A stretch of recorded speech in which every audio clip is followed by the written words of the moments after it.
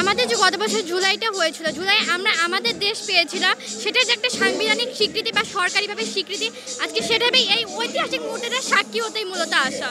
গত বছর ঠিক এই সময়ের কথাগুলো মনে পড়ছে। গত বছর যখন শেখ হাসিনা পালানোর সময় ইন্টারনেট ওয়াইফাই সব অফ হয়েছিল, সেই সময় যেটা ভয়টা আজকে কিছু কিছু সেই স্মৃতিগুলোই মনে হচ্ছে মূলত।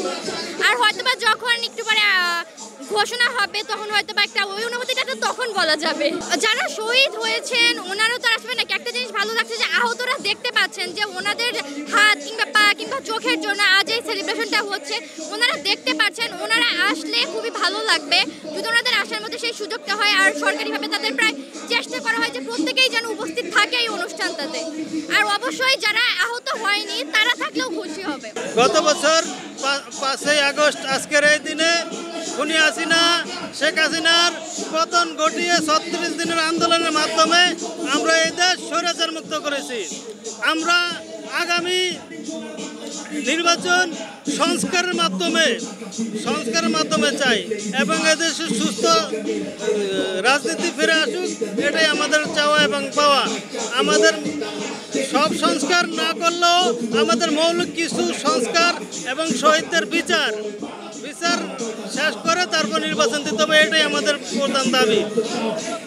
এই সরকার যদি বিচার না করে চলে যায়, আমাদের শহীদরা আর বিচার পাবে না। সেজন্য আমরা এই সরকারের কাছে একটাই দাবি, সরকার যেন আপনার সুস্থ গণতান্ত্রিক ধারা অব্যাহত রেখে এবং শহীদ জুলাইদের বিচার করে তারপর এই যেটা সরকার যেন সুস্থ নির্বাচনের ব্যবস্থা করে।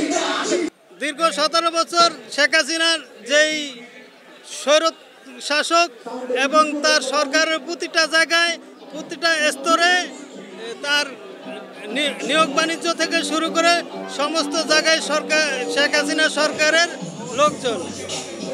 ওই জায়গায় সরকার 1 বছর পূর্তি উপলক্ষে সরকার চাইলেই রাতে দিনে চেঞ্জ করা সম্ভব না। সেই ক্ষেত্রে সরকারকে সময় দিতে হবে, এটা আমি মনে করি। রাজনৈতিক দল তো রাজনৈতিক কথা বলবেই। দেশের জনগণ হিসাবে আমরা চাই অন্তত মৌলিক সংস্কার এবং শহীদদের হত্যার বিচার না করে আমরা নির্বাচন চাই না।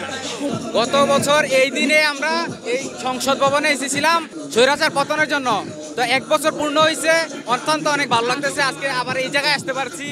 অনুভূতি কয়া তো আর কোন ইয়া নাই। আমরা তো অনেক আনন্দেই এখান থেকে চিল্লাইয়া একবার বাসায় পর্যন্ত গেছিলাম, এত আনন্দ ছিল ঘরের ভিতরে। গণভবনে গেছিলাম, গণভবনে যাই দেখি যে অনেক আমাদের আগে অনেকে ঢুকে গেছিল, ঢুকে দিয়ে দেখি যে অনেক ভাঙচুর চালাইছে, অনেক কিছু করছে। তখন আমরাও ভিতরে গেছি, তখন কিছু পুলিশ বাহিনী বা আনসার বাহিনী বলছে যে আর দরকার নাই, শেখ হাসিনা পালাই গেছে, স্বৈরাচার পালাই গেছে, তোমরা আর এগুলা রাষ্ট্রীয় সম্পদে হাত দেওয়ার দরকার নাই, তোমরা চলে যাও। তারপরে আমরা এদিকে ইয়া করে মিছিল নিয়ে চলে গেছিলাম বাসায়। অবশ্যই এটা তো আরো আগে দেখা ছিল, 3 মাসের মধ্যে দেওয়ার দরকার ছিল। এটা 1 বছর পূর্ণ হয়ে গেছে, এতদিনে দেওয়া হয়েছে, এটা একটু লেট করে ফেলছে। মোটামুটি করছে 100 থেকে 50% করে ফেলছে। আর কিছুদিন নির্বাচনটা একটু পরে দিলেই চলবে। সরকার থাকুক, নির্বাচন তত্ত্বাবধান সরকার থাকুক, আরো দরকার হলে 6 মাস থেকে সবকিছু নিয়ন্ত্রণে আনি না, তারপরে নির্বাচন দেখ। রাজনৈতিক দল বললে তো হবে না, রাজনৈতিক দল বললে হবে না, আগে সংস্কারের প্রয়োজন আছে। কিছু সংস্কার না করলে নির্বাচন দিলে এগুলা আবার স্বৈরাচার হয়ে উঠবে। যে নির্বাচন দলগুলো আছে তারা স্বৈরাচার হয়ে উঠবে আবার।